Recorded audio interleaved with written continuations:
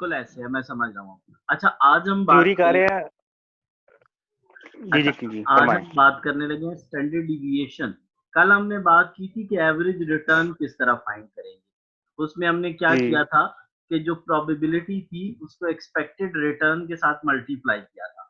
3 जी probability थी और 3 expected return थे, उनको आपस में मल्टीप्लाई करके तो उसके बाद हमने उसका क्या निकाल दिया था, एक्सपेक्टेड रिटर्न।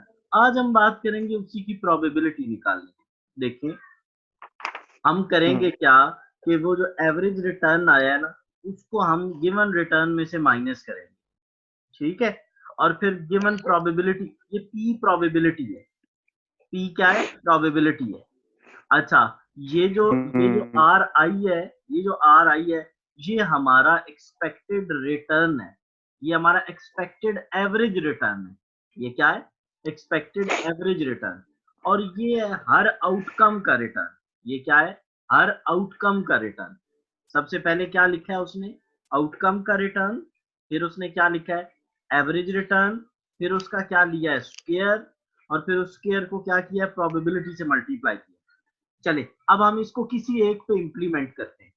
हमें क्या चाहिए, प्रोबेबिलिटी। तो पहले की प्रोबेबिलिटी ये देखिए, ये ऊपर प्रोबेबिलिटी कितनी दी हुई है, 0.30 या 30%। हम 0.30 लेते हैं पहले की प्रोबेबिलिटी। बुल की क्या है प्रोबेबिलिटी, बुल मार्केट की 0.3, ठीक हो गया। अच्छा एवरेज रिटर्न कितना निकाला था, ये देखिए, ये एक्सपेक्टेड एवरेज रिटर्न है, ये कितना निकाला था, 10%। कितना निकाला था, तीनों तीनों को मिला के कितना 10%। निकाला था, 10%। और पहले का रिटर्न कितना था, R1। R1 था पहले का रिटर्न, R1 क्या था, पहले का रिटर्न, वो क्या था, 40%। यहाँ पे भी देखा जा सकता है 40%। अब ये देखें, हमने 40% में से एवरेज रिटर्न जो 10% था उसको माइनस किया, फिर उसका क्या लिया, स्क्वायर लिया, और उसको 0.3 प्रोबेबिलिटी से मल्टीप्लाई किया। फिर क्या किया, ये दूसरे में क्या है, दूसरे में एवरेज रिटर्न तो तीनों में 10 ही रहेगा ना, 10 10 और 10। और पहले में कितना रिटर्न था, R1 ऊपर कितना था, 40। R2 कितना था, 10। R3 कितना था, -20। और P1 प्रोबेबिलिटी 1 क्या थी, 0.30। P2 क्या थी, 0.40। और P3 क्या थी, 0.30। ये सारी ऊपर गिवन है, ये ऊपर आप देख सकते हो, ये आप ऊपर देख सकते हो। P1 0.30 पॉइंट, सर इधर इसने क्यों नहीं लिखा यार, उसने एक ही फॉर्मूले में लिख दिया ना। अब आपने बेसिकली क्या करना है, इस फॉर्मूले को अगर हम एक्सपेंड करके लिखे ना तो कैसे लिखेंगे, ब्रैकेट डाल के। तो पहले क्या लिखेंगे, R1 माइनस आर ए का मतलब है एवरेज वाला रिटर्न, और उसका फिर स्क्वायर और P1, फिर प्लस डाल के फिर क्या डालेंगे, R2 माइनस आर ए का मतलब है एवरेज रिटर्न, फिर उसका स्क्वायर और फिर P2 लिखेंगे, और फिर प्लस डाल के फिर R3 माइनस फिर उसका स्क्वायर और P3 प्रोबेबिलिटी लेंगे। अच्छा अब ये हो जाएगा। ये क्या है, 0.5, ये 0.5 है इस स्क्वायर रूट को, ये जो स्क्वायर रूट होता है ना, ये ऊपर स्क्वायर रूट जी डाला हुआ है, इसको हम 0.5 बोलते हैं मैथ की लैंग्वेज में। 1/2 बोलते हैं ना, 1/2 बोलते हैं। तो 1/2 को हम क्या लिखते हैं, 0.5। अब ये आपने हर एक को सॉल्व करना है, इसका ये आंसर, इसका ये आंसर, इसका ये आंसर। अब ये तीनों का आंसर आया, इन तीनों को ऐड करें, 540 बना। और इसकी पावर, इसकी ये पावर है बेसिकली, ये क्या है, 0.5 से मल्टीप्लाई नहीं हो रहा, ये इसकी ऊपर उसने लिखना था इस जगह पे पावर, इस जगह ऊपर पावर लिखनी थी, लेकिन वो लिख नहीं पाया, क्लैरिकल मिस्टेक है, ठीक है। ये इसका पावर लेंगे तो ये आंसर आ जाएगा, ये इसका क्या आ जाएगा, आंसर आ जाएगा। अच्छा अब आप देखें, ये इसका स्टैंडर्ड डिविएशन है, इसका स्टैंडर्ड डिविएशन 23% है, 23%। अब हम क्या करेंगे, अब इसको ज्यादा लंबा पढ़ने की जरूरत नहीं है, हम 10% जो रिटर्न था, एक दफा उसमें से 23% को माइनस करेंगे और एक दफा ऐड करेंगे।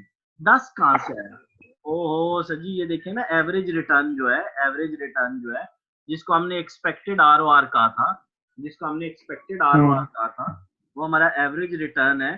तो वो कितना था, 10%। तो ये स्टैंडर्ड डिविएशन को एक दफा हम उसमें ऐड करेंगे और एक दफा प्लस करेंगे, इससे क्या निकल आएगी, हमारी एक रेंज निकल आएगी कि हमारा रिटर्न -13% से लेकर 33% के दरमियान हो जाएगा। ये नीचे नहीं पढ़ना आपने, ना इस बेल कर्व को करने की जरूरत है। ये क्या मैंने समझाया है कि ये आपका एक रेंज निकल आई। रेंज कैसे निकली? ये जो आपका स्टैंडर्ड डिविएशन निकला और आपका जो एवरेज रिटर्न निकला, इन दोनों को इस्तेमाल करते हुए इसमें हमने एक दफा -23 किया और एक दफा +23 किया, तो हमारे पास एक रेंज निकला, रेंज में रिटर्न हो। समझ गए ना अब आप? बिल्कुल ठीक है। अच्छा, अब ये देखें, ये उसने एक और हमें कंपैरिजन के लिए एक एग्जांपल दी है। स्टॉक ए, ये बाकी आपने नहीं करने की जरूरत, ठीक है। अच्छा, स्टॉक ए, स्टॉक हम किसको बोलते हैं? ओ सर जी, शेयर को बोलते हैं, शेयर को। शेयर ए, टी बिल, टी बिल्स होते हैं गवर्नमेंट के बॉन्ड। प्रोजेक्ट सी, प्रोजेक्ट सी का मतलब ये है कि आपने को बिजली का प्रोजेक्ट लगाना है, प्रोजेक्ट सी का मतलब कोई नहीं है, ऐसे एक नाम दिया हुआ है प्रोजेक्ट सी। अच्छा, अब इसमें देखें, इसमें ये उससे आगे पीछे हो गया ना, इसमें ये रिटर्न का मतलब होता है प्रॉफिट। इसमें कितना परसेंट प्रॉफिट है? 10%। इसमें कितने परसेंट है? 10%। इसमें कितने परसेंट है? 30%। इसमें रिस्क कितना है? 23%। इसमें रिस्क कितना है? 5%। इसमें कितना रिस्क है? 30%। अब मुझे इन दो प्रोजेक्ट्स में आप मुझे बताएं, इन दोनों में प्रॉफिट कितना मिलना है? 10-10। और रिस्क किस में ज्यादा है? ए में। तो अब आप उसमें से कौन सा प्रोजेक्ट सिलेक्ट करोगे? T bills. तो इस पूरे पैराग्राफ ने उसने यही चीज बताई है कि अगर हमें रिटर्न बराबर मिल रहा हो तो हम लेस रिस्क की सिक्योरिटी को लेंगे। किसको लेंगे? लेस रिस्क की सिक्योरिटी को लेंगे। अच्छा, ये आपको करने की कोई जरूरत नहीं है, इसको कोई करने नहीं है, लेकिन ये एक पैरा छोटा सा, इसको आप, ठीक है। Next next. अब बाज औकात ऐसे होता है ना, बाज औकात ऐसे होता है कि अब चले, अब इन दोनों में से कौन सा टी बिल हमने सेलेक्ट कर लिया, ए को हमने डिलीट कर दिया। अब हम कहते हैं कि टी बिल बेहतर है या सी बेहतर है।